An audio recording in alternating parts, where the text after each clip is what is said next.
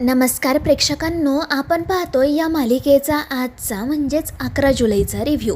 आणि आजचा हा जो एपिसोड आहे ना, तो खरंच खूपच रंजक आहे.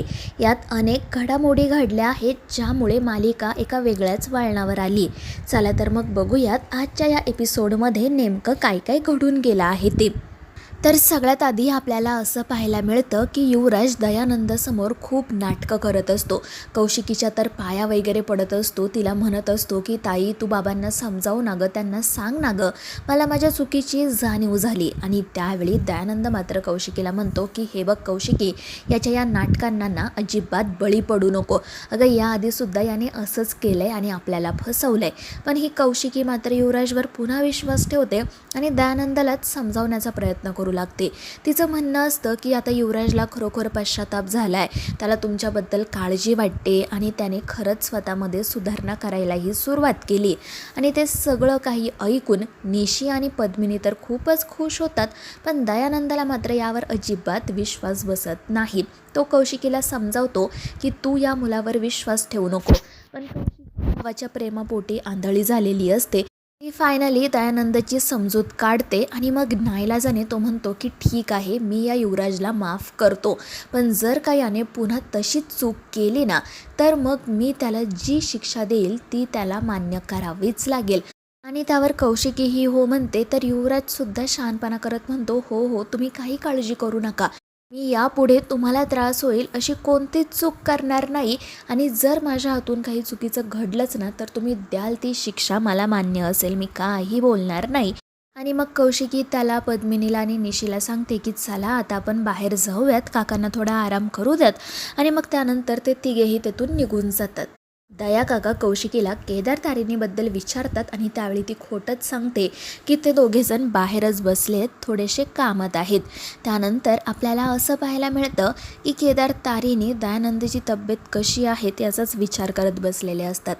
त्यानंतर पद्मिनी आणि निशी तिथे येतात. हे दोघेजण त्यांच्याकडे दया काकांविषयी चौकशी करतात, पण त्या दोघीजणी उगाच इकडचं तिकडचं काहीतरी बोलतात, पुन्हा या दोघांचा अपमान करतात, म्हणू लागतात तुम्ही ना उगाच खोटी काळजी दाखवू नका, आणि तेथून निघून जातात. मग तिथे येतो युवराज. केदार त्याच्याकडेही जातो, त्यालाही दयानंदविषयी विचारतो. तर युवराज शहाणपणा करत म्हणू लागतो, दयानंद खांडेकर एकदम मस्त आहे, मजेत आहे, आता त्याची तब्येत एकदम सुधारली आहे, त्यामुळे तुम्ही काळजी करायची तर काही गरज नाही.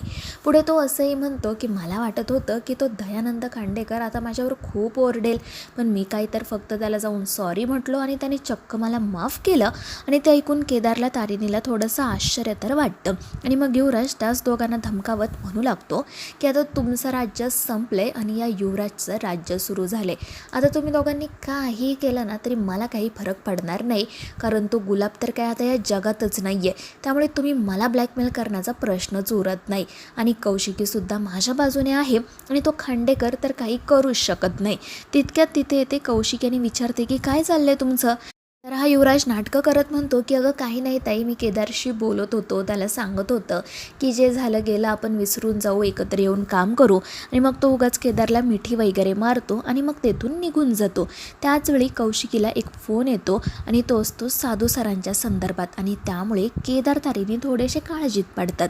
मग दुसरा सीन मित्रांनो आपल्याला असा पाहायला मिळतो, पद्मिनी आणि दयानंद एकमेकांशी बोलत असतात. पद्मिनी दयानंदाला पुन्हा पुन्हा सांगत असते की युवराजवर विश्वास ठेवा, आता तो काही चुकीचं करणार नाही, त्याने खरंच स्वतःत सुधारणा करायला सुरुवात केली आहे. आणि त्यावेळी दयानंद म्हणतो की जर असं खरंच असेल ना तर चांगलं आहे, पण त्या मुलावर विश्वास ठेवावा असं मला काही वाटत नाही, कारण आत्तापर्यंत त्याने फक्त आपल्याला फसवलं आहे. आणि त्यामुळे पद्मिनी चिडते आणि पुन्हा त्याच्यासोबत वाद घालायला सुरुवात करते. आणि त्यावेळी ती मुद्दाम केदारला त्या सगळ्यात ओढण्याचा प्रयत्न करत असते. आणि ती दयानंदाला असंही सांगते की माझ्या युवराजला जितकी तुमची काळजी आहे ना तितकी त्या केदारला नाही. पण दयानंद म्हणतो की असं होऊच शकत नाही. आणि तेव्हा पद्मिनी त्याला असं सांगते की केदार तारिणींना तुमच्यावर अजिबात प्रेम करत नाही, त्यांना तुमच्या तब्येतीची काळजीच नाही आहे. त्या दिवशी तर त्यांनी तुम्हाला इंजेक्शन देण्यामध्ये सुद्धा हलगर्जीपणा केला, तुमच्या जीवावर बेतलं नाही हे नशीब समजा. आणि मग ती दयानंदाच्या मनात उगाचच या दोघांविषयी विष कालवण्याचा प्रयत्न करते. पण दया काका मात्र या सगळ्यावर सहजासहजी विश्वास काही ठेवत नसतात. त्यानंतर आपल्याला असं पाहायला मिळतं की साधू सर त्यांच्या लाडक्या टीम तारिणीला भेटण्यासाठी आलेले असतात. त्यांना पाहून सगळ्यांच्याच डोळ्यात पाणी येतं, कारण साधू सरांची बदली होणार असते आणि त्यांच्या जागी आता नवीन चीफ येणार असतात. तारिणी म्हणत असते की सर आम्हाला माफ करा, आम्ही त्या गुलाबकडून काहीच वदवून घेऊ शकलो नाही आणि म्हणून तुमच्या पोस्टिंगवर परिणाम झाला. पण सर हसून म्हणतात की असं काहीच नाही आहे आणि मग त्यानंतर ते टीम तारिणीचं भरभरून कौतुक करतात आणि शेवटी निरोप घेतात. त्यावेळी सगळ्यांच्याच डोळ्यात पाणी असतं आणि ते पाहून सर म्हणतात की पाणी आपल्या नाही तर गुन्हेगारांच्या डोळ्यात यायला हवं. आणि हे बघा, मी जरी इथून गेलो ना तरी मी तुम्हाला हवी तेव्हा मदत करायला नेहमी तयार असेल. आणि आता माझ्या जागी जो ऑफिसर येईल ना त्याला हे तुम्ही जाणवून द्या की तुम्ही साधू सरांसोबत काम केलं आहे, शिस्त ठेवा. आणि त्यावर सगळेच ऑफिसर्स हो म्हणतात. त्यानंतर मग साधू सरांना तारिणीसोबत बोलायचे असते, त्यामुळे इतर सगळेजण बाहेर जातात आणि तारिणी सरांशी बोलू लागते. त्यावेळी तारिणी गुलाबचे जे शेवटचे शब्द असतात ना ते सरांना सांगते आणि त्यावेळी साधू सर म्हणतात की जर खरंच आपल्याच आजूबाजूचा व्यक्ती या सगळ्याचा मास्टर माइंड असेल ना तर त्याला शोधण्यासाठी मी तुला तुझ्याच आईचं एक वाक्य सांगतो, एक थेरी सांगतो.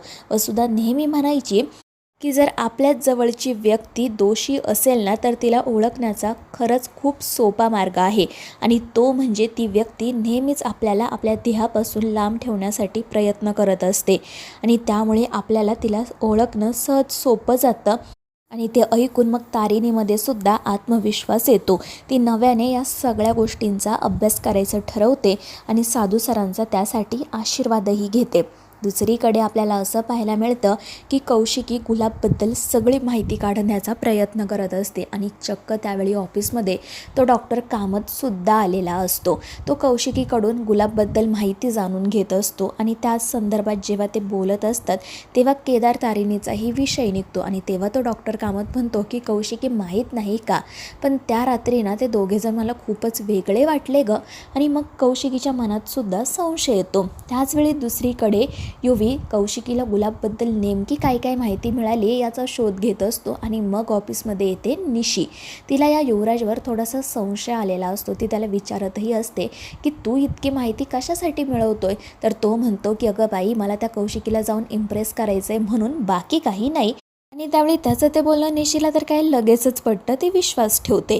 दुसरीकडे साधू सर गेल्यामुळे टीम तारिणी खूपच दुःखात असते. तारिणीच्या डोळ्यातलं तर पाणी थांबत नसतं. पण मग केदार तिची समजूत काढतो, तिला सांगतो की साधू सरांची जागा दुसरं कोणीच घेऊ शकणार नाही बस, पण आता त्यांच्या जागी जो नवीन ऑफिसर येणार आहे आपल्याला त्यांचं आनंदाने स्वागत करायला हवं, नाहीतर ते बरं दिसणार नाही. आणि त्यावर तारिणीसुद्धा हो म्हणते आणि टीमला काही महत्त्वाच्या सूचना देते. पण त्यावेळी त्या सगळ्यांच्याच मनात एक प्रश्न असतो की ज्या प्रकारे साधू सरांनी आपली आयडेंटिटी कोणासमोरही रिव्हील होऊ दिली नाही, आपली आयडेंटिटी आपली ओळख नेहमीच जपली, तशीच ओळख तो दुसरा ऑफिसरसुद्धा जपेल का? तर मित्रांनो, आता या मालिकेच्या पुढील भागांमध्ये नेमकं काय काय घडणार आहे, कोणता नवीन ऑफिसर टीम तारिणी जॉईन करणार आहे हे पाहणं खूपच रंजक ठरणार आहे. या मालिकेच्या पुढील भागांच्या अपडेट्ससाठी आपल्या चॅनेलला सबस्क्राईब करा.